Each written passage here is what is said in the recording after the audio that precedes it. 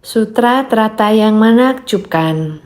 Bab 6. Memberikan peramalan. Para praktisi dari dua kendaraan mendapatkan pemahaman dan menerima peramalan dari Buddha. Episode 928.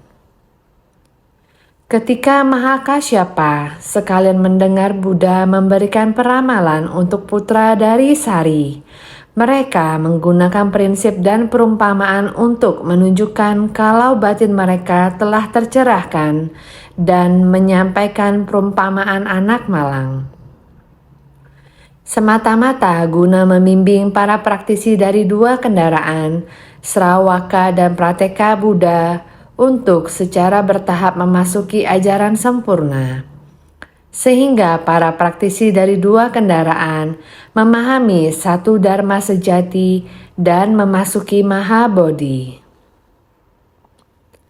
Ketika semua orang membaca catatan tangan ini, seharusnya bisa mengerti yang Arya Kasyapa di bab 4 keyakinan dan pemahaman. Dia mulai menanggapi bab sebelumnya saat Sariputra menerima peramalan yang Arya Kasyapa, juga Subhuti, Katyayana, dan Modgayayana.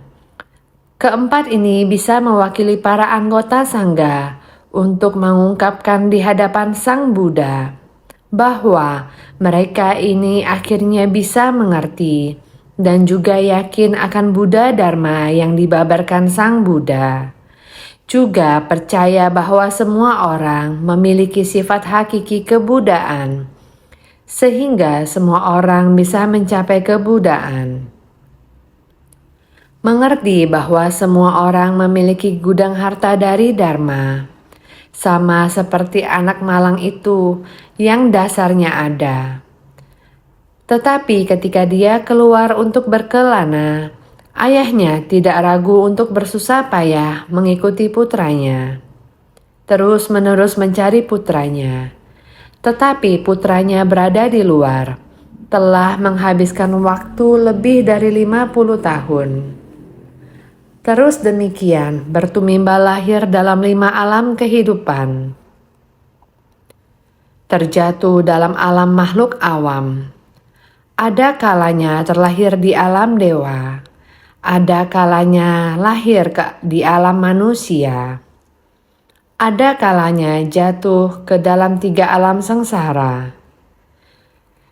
5 alam kehidupan bertumimbal lahir dengan tidak mudah menemukan ajaran Buddha. Datang ke kehidupan ini di dunia yang sama dengan Buddha. Jadi, diri sendiri tahu bahwa setelah mendengarkan Buddha penuh perhatian, memberikan pengajaran, akhirnya memahaminya. Jadi, menggunakan perumpamaan anak malang, Sang Buddha bersuka cita. Ada 4 orang lagi yang mengungkapkannya. Selanjutnya, Sang Buddha menggunakan dharma yang lebih mendalam lagi, yaitu 1 karakter dan 1 cita rasa. Sebenarnya, beliau menganggap semuanya setara. Sang Buddha memadukan prinsip kebenaran dari alam semesta terhadap semua makhluk, sehingga baginya semuanya setara, 1 karakter dan 1 cita rasa. Dengan dharma yang sama, beliau memberikan pengajaran kepada kita. Hanya saja ada perbedaan akar kapasitas dari para makhluk. Jika semua orang dapat memahami bahwa dharma adalah 1 karakter dan 1 cita rasa, tidak membedakan terhadap apapun, tidak membedakan terhadap siapapun cinta kasih yang diberikannya. Hanya karena kita belum bisa merubah tabiat buruk, bukanlah terdapat perbedaan dalam hal memperlakukan para makhluk. Seharusnya semua orang harus berintrospeksi dan bertobat, Sebagai manusia, jika kita tidak berintrospeksi terhadap kesalahan kita atau malah menutup diri, dan dharma tidak terserap ke dalam batin, ketika berhadapan dengan masalah di tengah banyak orang, barulah mengeluh. Dharma ini, dia tak akan sanggup menerimanya. Jika dia tidak banyak menerima dharma, maka dia tidak mampu menerima ujian dalam kehidupan ini. Ini sangat disayangkan. Oleh karena itu, setiap orang harus bersungguh hati, sehingga naskah sutra ini. Ketika Mahakasyapa sekalian mendengar Buddha memberikan peramalan untuk putra dari Sari, Mahakasyapa dan lainnya, mereka berempat ketika di Mahakasyapa dan lainnya, mereka berempat ketika di bab 3 perumpamaan. Pada saat Buddha memberikan peramalan kepada Sariputra, mereka akhirnya tersadarkan. Mereka menggunakan prinsip dan perumpamaan untuk menunjukkan kalau batin mereka telah tercerahkan. Di dalam bab 3 perumpamaan, Sariputra telah memahami bahwa mengapa Sang Buddha memberikannya peramalan. Begitu juga dengan 4 orang ini. Dalam kurun waktu ini, melihat keyakinan Buddha pada Sariputra, keempatnya juga keluar. Dalam kurun waktu ini, melihat keyakinan Buddha para Sariputra, keempatnya juga keluar. Di dalam bab 3 perumpamaan, telah tersadarkan sehingga muncullah perumpamaan tentang anak malang. Jadi, semata-mata guna membimbing para praktisi dari 2 kendaraan, Sravaka dan Prateka Buddha, untuk secara bertahap memasuki ajaran sempurna. Di tengah ini adalah 2 kendaraan Sravaka dan Prateka Buddha telah memahami semuanya. Mereka dengan perlahan memasuki pengajaran sempurna. Masa lampau adalah pengajaran bertahap, selangkah demi selangkah, mendengarkan dharma setelah mendengar. Sampai di sini. Mendengarkan dharma setelah mendengar sampai di sini, melenyapkan kerisauan, mengira dengan demikian dapat memasuki nirwana, mengira demikian tidak akan membawa karma ke dunia ini, mengira ini adalah memasuki kemoksahan, mengira ini adalah memasuki kemoksahaan. Akan tetapi, di dalam sutra teratai, Sang Buddha terus menyampaikan bahwa apa yang diajarkannya adalah satu karakter, satu cita rasa, satu dharma sejati. Itu adalah kendaraan tunggal.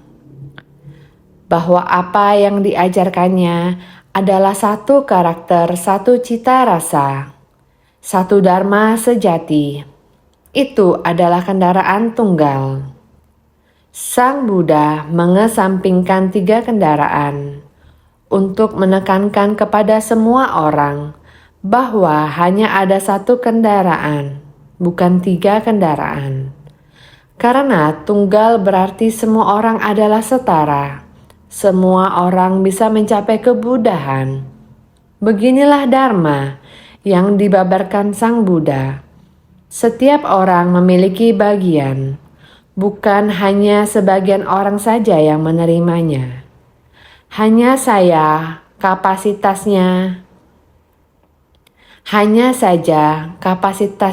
menentukan apa yang diterimanya dan tabiat mereka yang belum terhapuskan.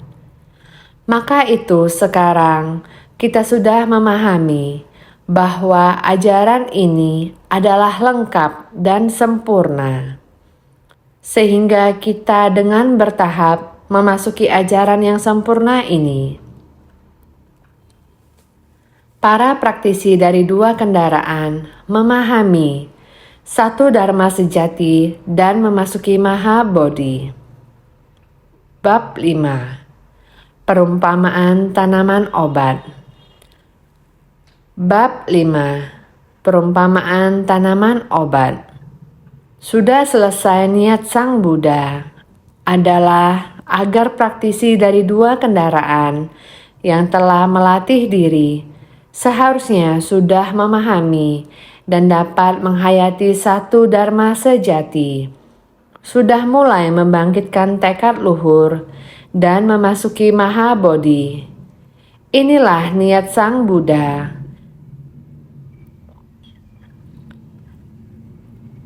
Dan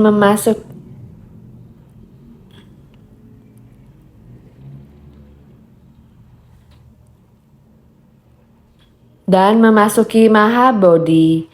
Inilah niat Sang Buddha. Sekarang kita akan memulai. Bab 6. Memberikan peramalan. Bab memberikan peramalan. Para penerima peramalan ini, dikarenakan mereka melatih diri dan telah melenyapkan delusi, akibat noda dan kegelapan batin, padan dengan batin Buddha dan memperoleh jalan. Secara prinsipnya adalah demikian. Buddha memberikan konfirmasi dan peramalan. Sebagaimana gelar bangsawan di dunia diwariskan pada penerusnya, maka ada memberikan peramalan. Penerima peramalan, dikarenakan mereka melatih diri, telah melenyapkan delusi dari noda batin dan kegelapan batin. Mengapa perlu peramalan? Karena murid dari dua kendaraan ini, juga karena proses pelatihan diri, telah pelan-pelan memutuskan noda batin, kegelapan batin. Ada murid yang telah mulai padan dengan batin Buddha, dan telah berpadan dengan batin Buddha. Jadi, padan dengan batin Buddha dan memperoleh jalan. Memahami niatan Sang Buddha. Memahami niatan Sang Buddha, beliau menunjukkan jalan Bodhi yang lurus dan besar, dan mulai membimbingnya.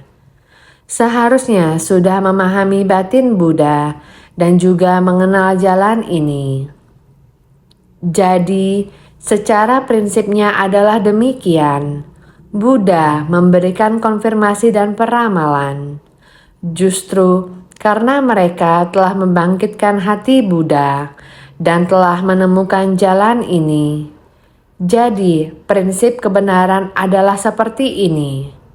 Seharusnya Buddha memberikan peramalan.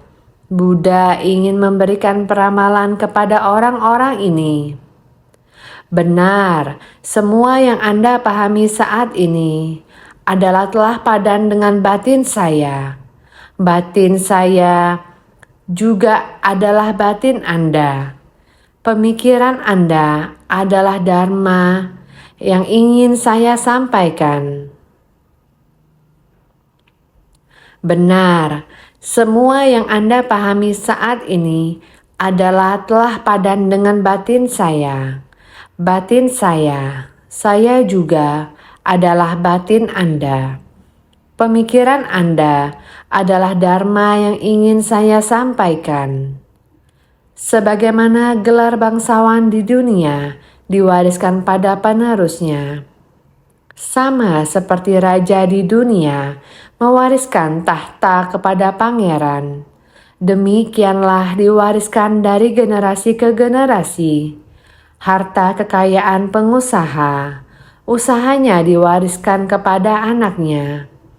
Ini adalah prinsip kebenaran yang sama. Makanya ada memberikan peramalan. Karena demikian maka adanya. Bab 6. Memberikan peramalan. Apakah masih ingat sebelumnya? Bab 5. Perumpamaan tanaman obat. Di akhir bagian mengatakan, para Srawaka dalam persamuan Tiada satupun dari kalian yang telah mencapai nirwana. Apa yang engkau sekalian praktikkan adalah jalan bodhisatwa, dengan secara bertahap melatih dan mempelajarinya, semuanya kelak akan mencapai kebudahan. Sutra Teratai Bab 5. Perumpamaan tanaman obat. Buddha kembali mengatakan lagi, para Sravaka dalam persamuan, para Sravaka. Sutra Teratai Bab 5. Perumpamaan tanaman obat. Buddha kembali mengatakan lagi, para Sravaka dalam persamuan, para Sravaka termasuk Prateka Buddha, tiada satupun dari kalian yang telah mencapai nirwana. Bukan mencapai demikian saja, apa yang engkau sekalian praktikkan? Pelatihan diri dari kita semuanya, berharap bukan hanya 4 orang, semua orang harus dapat memahaminya. Bukan hanya mencapai Sravaka, Prateka Buddha, yang hanya memberi kebaikan bagi dirinya sendiri saja. Semua orang harus membuka hatinya, membangkitkan tekad luhur, dan membangun ikrar agung. Harus mempraktekkan jalan bodhisatwa. Harus sampai pada jalan bodhisatwa baru benar-benar jalan sejati. Terjun ke tengah orang banyak untuk berlatih dan belajar. Terjun ke tengah orang banyak untuk diasah. Demikian secara bertahap melatih dan belajar. Jika bisa demikian, maka semuanya dapat mencapai kebudahan. Naskah sutra ini adalah semacam motivasi. Juga sudah merupakan sebuah konfirmasi. Sekarang naskah sutra dari Bab 6 memberikan peramalan, mulai mengatakan demikian. Pada ketika itu, Bhagawan telah mengakhiri syairnya, memberitahukan persamuan agung dengan kata-kata ini. Muridku ini, Mahakasyapa, pada kehidupan mendatang. Sutra Teratai Bab 6. Bab memberikan peramalan. Mulai sekarang, Sang Buddha telah mengakhiri syairnya, kembali mengingatkan semua orang setelah prosa panjang dari Bab 5, Perumpamaan tanaman obat, kembali mengulang kembali dengan syair. Setelah mengulangi, hendaknya semua orang harus ingat sekarang. Pada Bab 6 memberikan peramalan, kembali memberitahukan persamuan agung, kembali ditujukan pada semua orang. Dengan kata-kata ini, dengan suara keras dan nada tinggi, berkata, sekarang murid saya Mahakasyapa di masa mendatang.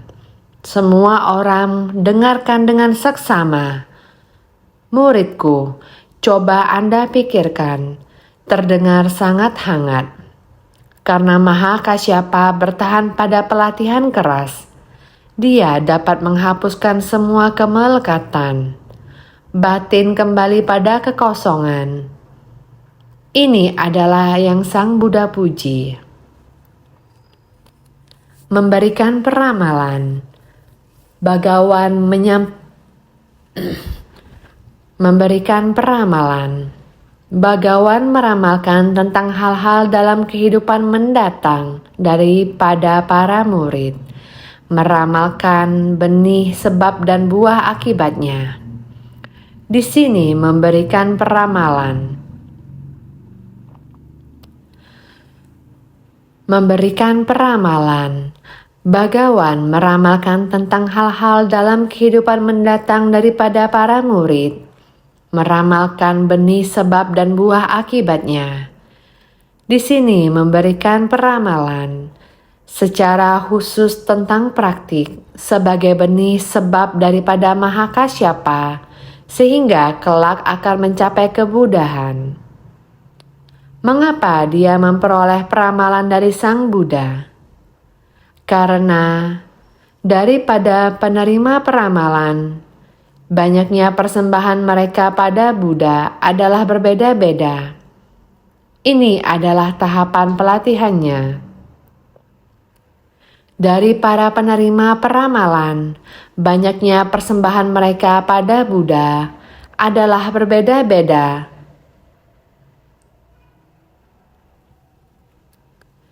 Dari para penerima peramalan, banyaknya persembahan mereka pada Buddha adalah berbeda-beda, sesuai dengan kekuatan ikrar mereka. Jasa dan praktik mereka dalam mengabdi pada Buddha adalah berbeda-beda, sesuai dengan jalinan jodoh, keahlian dan kemampuan mereka. Gelar mereka pada saat mencapai kebudahan adalah berbeda-beda sesuai dengan praktik sebagai benih sebab dari mereka. Mengapa Kasyapa bisa mendapatkan peramalan? Ini adalah pelatihan diri setiap orang yang disebut seberapa banyak mengamalkan. Mengamalkan sesuai ajaran dari Sang Buddha. Apakah banyak atau sedikit? Setiap orang berbeda-beda. Ada orang yang mendengar, lalu sudah lewat. Tabiat buruk masih tetap ada. Yang Arya Kasyapa benar-benar melenyapkan semuanya. Apa yang dia nikmati di masa lalu kehidupannya, semuanya dilenyapkan. Sekarang, setelah dia melatih diri, menjalankan sepenuhnya dengan Dharma yang diajarkan Sang Buddha, maka dia memiliki landasan akar yang besar. Maka dikatakan, banyaknya persembahan mereka pada Buddha adalah berbeda-beda, sesuai dengan kekuatan ikrar mereka. Dia memiliki ikrar dan kekuatan tersebut, makanya disebut mengabdi pada Buddha. Sangat dekat dengan Sang Buddha, jasa dan praktik berbeda. Kedekatan hatinya dengan Buddha. Hal ini tentu semua orang berbeda-beda.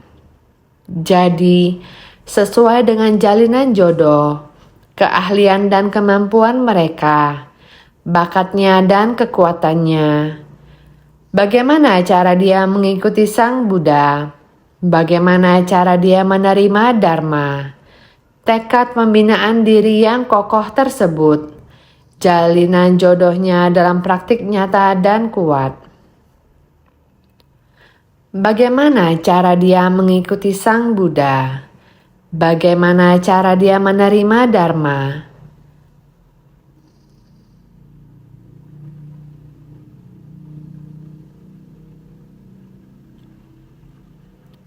Tekad pembinaan diri yang kokoh tersebut, jalinan jodohnya dalam praktik nyata yang kuat. Seperti inilah mengikuti jalinan jodohnya. Sang Buddha memberikan peramalan secara bertahap. Gelar mereka pada saat mencapai kebudahan adalah berbeda-beda. Setiap orang mencapai kebudahan pada waktu yang berbeda. Apa sebab dan kondisi pendukung yang membuatnya mencapai kebudahan? Apa tanah Buddha dan gelar Buddha? Ini perlu sesuai dengan praktik sebagai benih sebab dari mereka mengikuti benih sebab dia sendiri. Maka, pada ketika itu, Bhagawan telah mengakhiri syairnya. Buddha mengatakan, pada ketika itu, karena pembabaran perumpamaan tanaman obat itu disesuaikan dengan kapasitas dan kondisi. Ini adalah sangat penting. Makanya kembali menjelaskan bahwa waktu sehabis menyampaikan syair adalah dinamakan pada ketika itu. Sebelumnya, di bab 5 perumpamaan tanaman obat. Setelah mengakhirinya, maka Buddha mengatakan pada ketika itu. Mengatakan pada ketika itu, ketika selesai membabarkan syair. Mengatakan pada ketika itu, ketika selesai membabarkan syair. Mengatakan pada ketika itu, ketika selesai membabarkan syair.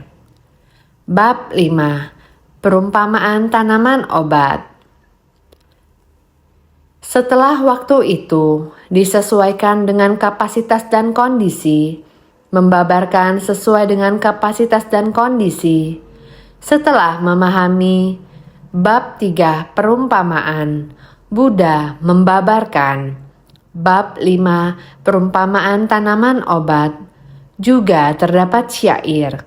Syair yang berulang-ulang. Semua ini adalah ajaran yang penting. Maka ketika ini, bab 5 perumpamaan tanaman obat juga telah berakhir.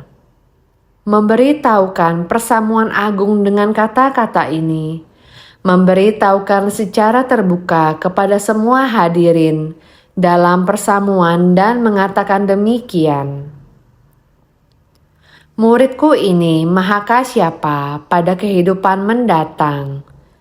Mendatang adalah dikarenakan ada dahulu yang sudah berlalu. Makanya dikatakan pada kehidupan mendatang. Siapakah Mahakasyapa? Semua orang juga kenal, yang dikenal setiap orang dalam agama Buddha. Sebagai seorang pemimpin dalam sangga, saat ini adalah pemimpin anggota sangga di masa mendatang. Juga akan meneruskan warisan Dharma kepada Maitreya. Adalah seorang yang sangat penting Mahakasyapa. Mendatang adalah karena dikarenakan ada dahulu yang sudah berlalu. Dahulu adalah menunjukkan ada masa lalu. Jadi dikatakan pada kehidupan mendatang. Karena Mahakasyapa ada sebab dan kondisi pada masa-masa lalu, kehidupan lampau, sebab dan kondisi dari kehidupan saat ini dan lain-lain. Jadi ada saat ini, maka ada saat mendatang. Jadi apa masa lalu Mahakasyapa? Itu adalah dari kehidupan ke kehidupan. Ada berbagai sebab dan kondisi. Sebab dan kondisi kehidupan lampau. Tapi kehidupan di dunia ini, dia membina diri. Membina diri karakteristik dia adalah melatih pertapaan keras. Tapi di kehidupan sekarang, di dunia ini, dia membina diri. Membina diri karakteristik dia adalah melatih pertapaan keras. Pertapaan keras maksudnya adalah praktik keras. Orang lain tidak mampu menahan, dia mampu menahan. Menahankan di bagian apa? Pakaian, makanan, tempat tinggal. Dia sangat bekerja keras. Jenis mampu menahankan praktik keras ini melatih diri dengan metode yang berbeda dengan orang lain, yakni dengan melatih pertapaan keras. Pertapaan keras artinya adalah praktik keras. Yang orang lain tidak mampu menahankan, dia mampu menahankannya. Menahankan di mana? Dalam hal pakaian, makanan, tempat tinggal. Dia menahankan praktik keras. Demikian. Dia menahankan praktik keras demikian. Inilah mampu menahankan praktik keras. Inilah kemampuannya yang khusus. Inilah kemampuannya yang khusus. Makanya disebut terunggul dalam melatih pertapaan keras. Inilah Mahakasyapa.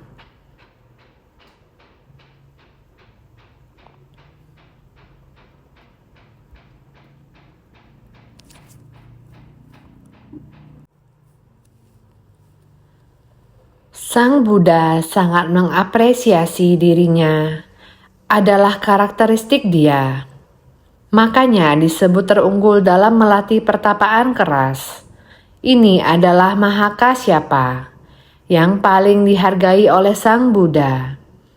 Pada awalnya, Kasyapa telah menikah. Namun sangat kebetulan, keduanya ingin melatih diri. Bertepatan orang tua memaksa untuk menikah. Memenuhi keinginan orang tua, meskipun berbagi kamar yang sama, namun tidur di ranjang terpisah. Ada kesepakatan satu sama lain. Sepakat di masa mendatang, masing-masing bisa menjalani pelatihan diri. Jadi, menjaga kemurnian tubuh tersebut. Kemudian setelah melalui lika-liku kehidupan, hasilnya sesuai keinginan. Setelah orang tua kedua belah pihak menjadi orang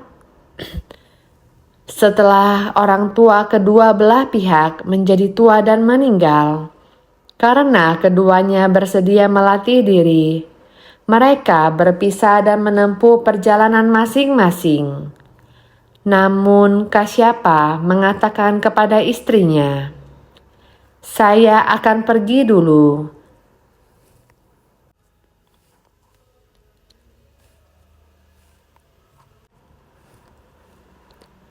Saya akan pergi dulu. Jika dapat menemukan yang cocok, benar-benar orang yang berbudi luhur, seorang praktisi yang suci, saya akan pergi dulu.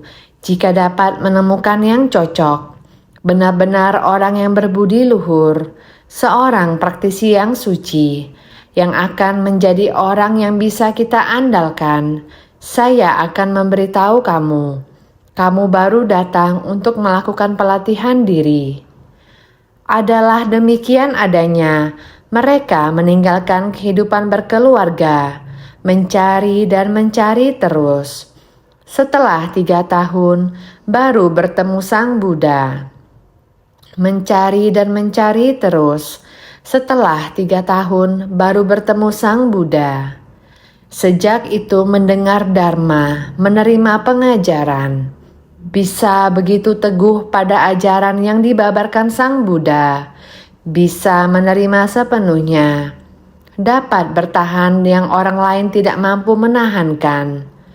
Praktik keras yang orang lain tidak mampu menahankan, dia mampu menjalankannya. Dia begitu mendekatkan diri dengan Buddha. Dia begitu mendekatkan hati dengan Buddha, sehingga pada persamuan di puncak burung Nasar, Buddha memegang bunga pada persamuan di puncak burung Nasar, Buddha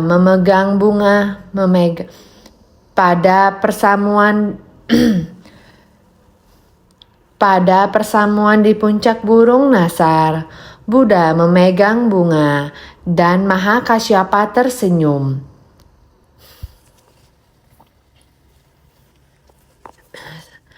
Pada persamuan di puncak burung Nasar, Buddha memegang bunga dan Mahakasyapa tersenyum. Sang Buddha dengan sebuah tindakan yang demikian sederhana, mengangkat sekuntum bunga, bahkan orang yang tidak mengerti apa maksudnya. Dalam persamuan hanya Kasyapa yang merespon. Dengan mimik tersenyum, Buddha memujinya. Kisah ini tentang menyebarkan Dharma. Kisah ini tentang menyebarkan Dharma batin Sang Buddha. Kasyapa mengerti, sehingga di aliran Zen, kisah ini sangat Dharma batin. Ini dinamakan menyebarkan dharma batin. Buddha mempercayakan dharma benar yang tiada tara kepada Kasyapa untuk persiapan parinirwananya, meneruskan dan mewariskan jiwa kebijaksanaannya. Kasyapalah yang akan mewariskan jiwa kebijaksanaan Buddha, sehingga juga tahu bagaimana membuka pengetahuan dan pandangan Buddha. Kasyapa juga tahu bagaimana membuka pengetahuan dan pandangan Buddha, mewujudkan hakikat diri sebagai Buddha, menyegel batin dengan batin, dinamakan memberikan peramalan.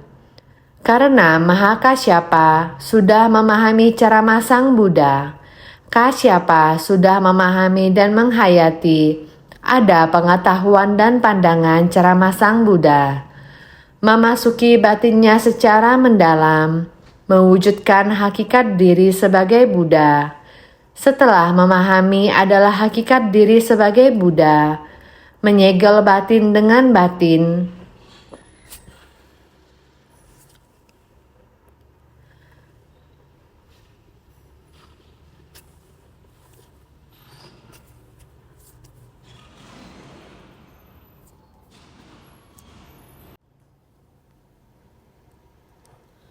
batin Kasyapa menyegel batin Buddha. Harapan mendasar dari Sang Buddha. Kasyapa telah padan dengan batin Buddha, sehingga menemukan jalan. Melihat jalan ini adalah jalan menuju pencerahan yang besar dan lurus. Dinamakan memberikan peramalan, menyegel batin dengan batin. Demikian dinamakan memberikan peramalan. Satu karakter dan satu cita rasa. Kasyapa sudah memahami dan menghayati. Satu karakter dan satu cita rasa. Kasyapa sudah memahami dan menghayati. Dia layak diberikan peramalan, sehingga bagian naskah sutra ini terlebih dahulu mengungkapkan Mahakasyapa.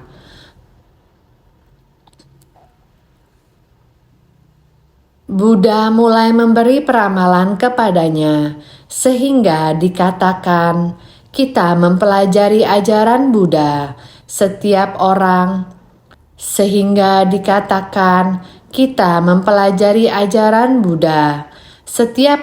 harus Sehingga dikatakan kita mempelajari ajaran Buddha. Setiap orang harus bersungguh hati. Ini harus memakan waktu yang panjang dan